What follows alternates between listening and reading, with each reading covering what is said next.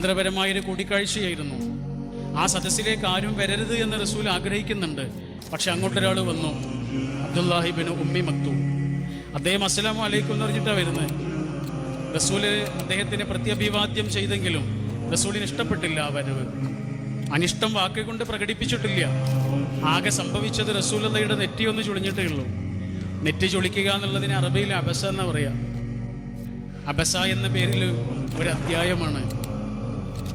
പിന്നീട് എപ്പോഴൊക്കെയാണോ ആ സ്വഹാബിയെ കാണുന്നത്, അപ്പോഴൊക്കെയും റസൂൽ സ്വല്ലല്ലാഹു അലൈഹി വസല്ലം അദ്ദേഹത്തെ വാരിപ്പുണരും.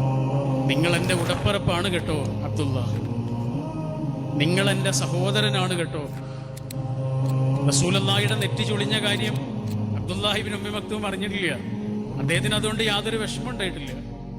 കാരണം അത് കാണാനുള്ള കണ്ണ് ആ പാപം മനുഷ്യനില്ലല്ലോ.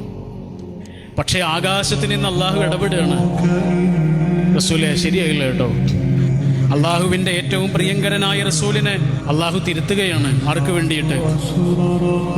ആ പാപം സ്വഹാബിക്ക് വേണ്ടിയിട്ട്. മനുഷ്യനെ പരിഗണിക്കാൻ, മനുഷ്യനെ വിഷമിപ്പിക്കാതിരിക്കാൻ അള്ളാഹു റസൂലിന് ശിക്ഷണം നൽകിയിരുന്നു.